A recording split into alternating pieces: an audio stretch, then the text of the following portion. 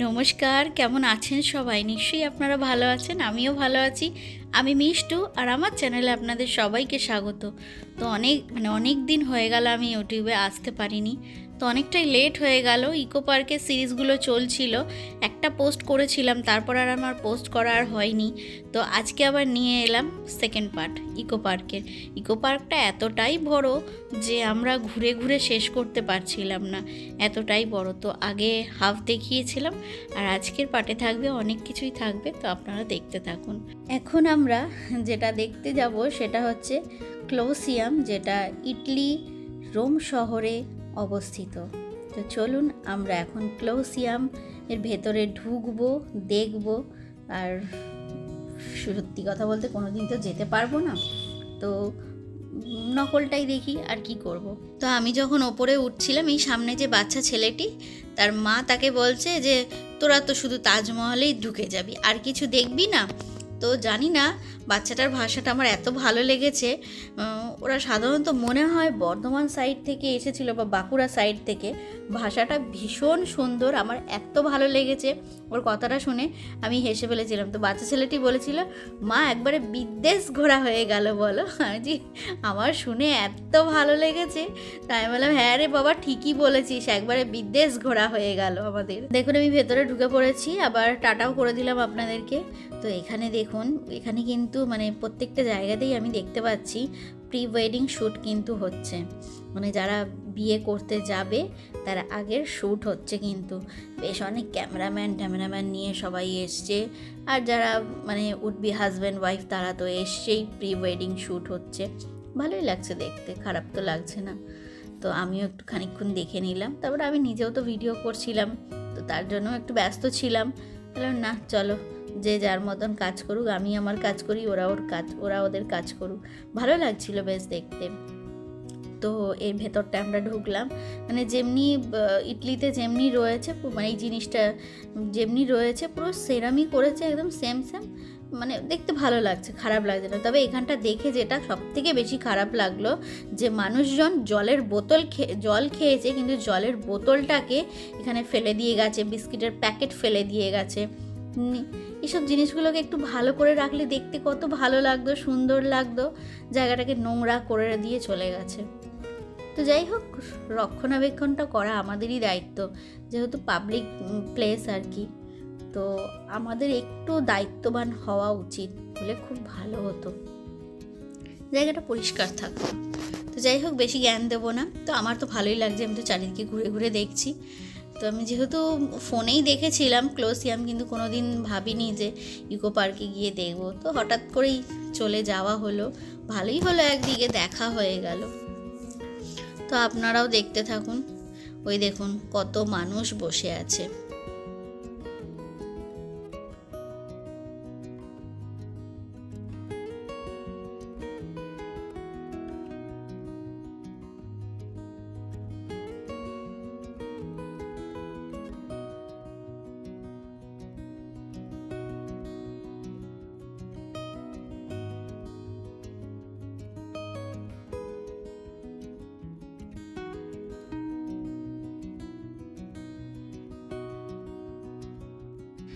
তো প্রথমে ভেবেছিলাম তাজমহলটাই দেখতে যাব, কিন্তু তারপরে ভাবলাম যে চীনের প্রাচীরটা সামনে আছে, তো এটাকেই আগে ঘুরে দেখে আসি, তারপরে গিয়ে তাজমহল দেখব।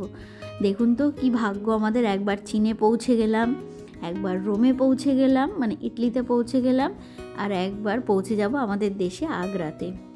তো এখন আমরা চীনে আছি। তো চলুন এখন আপনাদেরকে আমি দেখাবো চীনের প্রাচীর, আপনারা দেখতে থাকুন।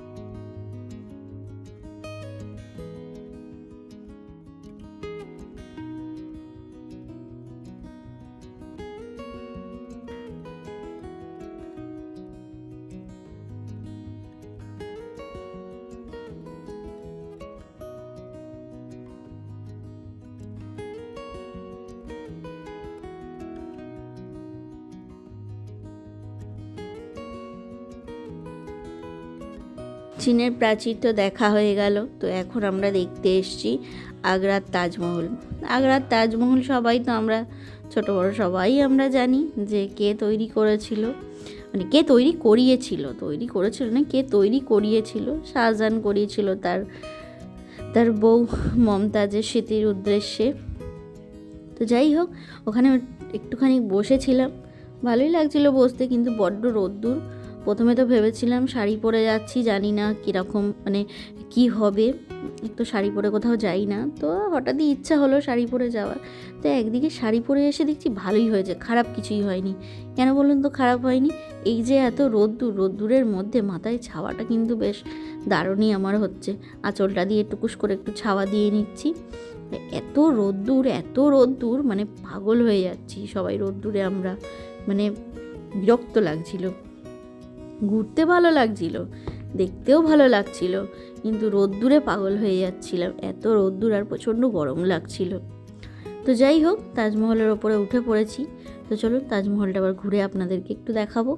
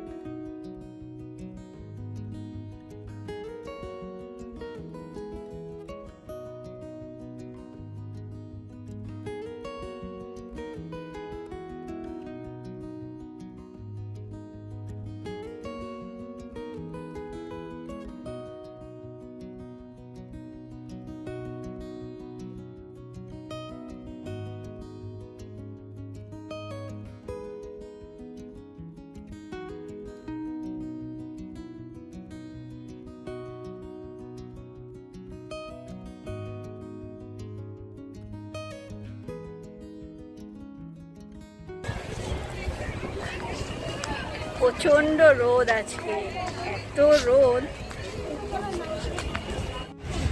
এগুলো খোলে না, এগুলো এরকম। তাজমহলের ভিতরে খোলে না, ঢুকতে দেয় না।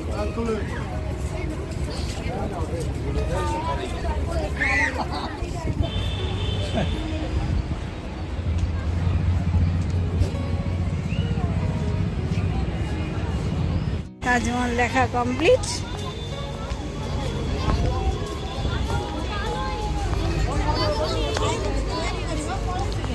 সেইটা সব ঘরে যাবে।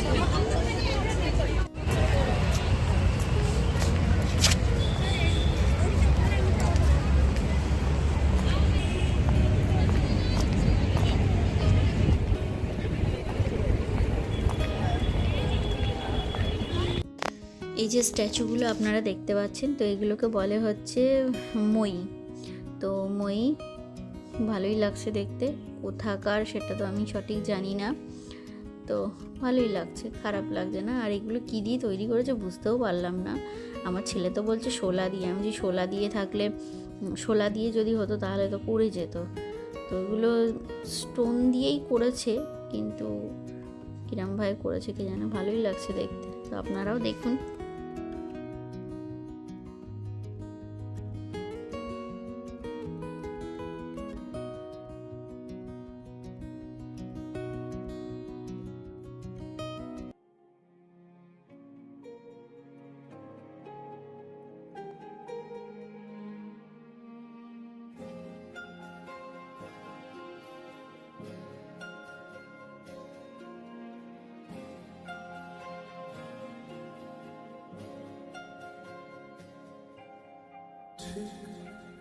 এমন এভাবে তুই থেকে যা স্বভাবে, আমি বুঝেছি ক্ষতি নেই, আর তুই ছাড়া গতি নেই। ছুঁয়ে দে আমার, ফুটে যাবে ফুল, ভিজে যাবে গা, কথা দেওয়া গেলে যাবি চোখের বাইরে না। ছুঁয়ে দে আমার,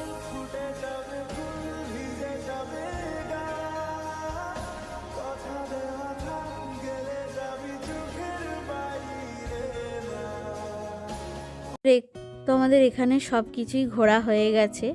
তো এখন যেটা আমরা দেখতে এসেছি তো সেটা হচ্ছে এই মূর্তিটি ব্রাজিলে আছে। তো এই মূর্তিটির নাম হচ্ছে ক্রাইস্ট দ্য রিডিমার। ভীষণ সুন্দর মূর্তি। আমি যতদূর জানি যে এটার মানে লম্বাটা হচ্ছে 30 ফিট, আর যে হাতগুলো যে মানে প্রসারিত করে আছে তার দৈর্ঘ্যগুলো হচ্ছে 28 মিটার, মানে এক একটা হাতের দৈর্ঘ্য আর কি। মানে আমি এটুকু জানি আর কি, জানি না সঠিক নাও হতে পারে। যাই হোক, মূর্তিটি ভীষণ সুন্দর, যেটি ব্রাজিলে আছে। তো সেটাও আমরা এখানে দেখে নিলাম, আপনাদেরকেও দেখালাম। দেখা হয়ে গেছে। আর এত রোদ্দুর, তাকানো যাচ্ছে না রোদ্দুরে। তো ভাবছি এখান থেকে এখন বিদায় নেব, অন্য দিকে যাব, যেখানে গাছপালা আছে, একটু বসতে পারবো, দাঁড়াতে পারবো, সেখানে যাব ভাবছি। এখানে এত রোদ্দুর, ভালো লাগছে না। আর শাড়িটা পরে এসে খারাপ কিছু করিনি, ভালোই হয়েছে, আমার সুবিধা হয়েছে শাড়িটা পরে এসে, কারণ যখন তখন গায়ে চাপা, মাথায় চাপা দিয়ে নিচ্ছি রোদ্দুরের জন্য। তো এখনও এইটা বাকি আছে দেখা। আমার চোখের সামনে যেটা রয়েছে এটার নাম হচ্ছে পেট্রা জর্ডেন। তো এটা আবার দেখতে যাব। এটা কোথায় কি আছে আমি জানি না, এটা কোথায় বা অবশ্যই তাও জানি না। তো যাই হোক, আপনাদেরকে বোর্ডটা একবার দেখাই, আপনারা যদি দেখতে পারেন তাহলে দেখে নেবেন। আর এখানে নামটাও লেখা আছে, যেটা আমি বললাম সেটাই এটার নাম। তো যাই হোক, চলুন এটাও দেখব, ভেতরে যাব, ভেতরে কি আছে সেটাও কিন্তু দেখব। জানি না কি আছে, চলুন আপনাদেরকে নিয়ে যাই ভেতরে।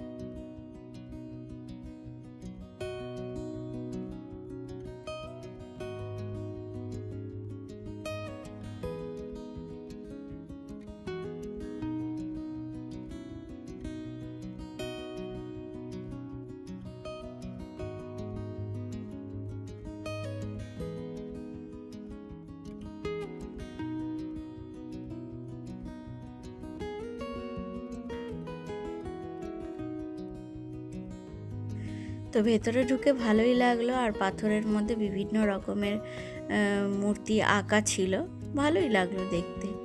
তো আপনারাও এলে দেখবেন এখানে। আমাদের তো প্রায় দেখা শেষ, এবার আমরা খানিকটা দূর এসে গেছি।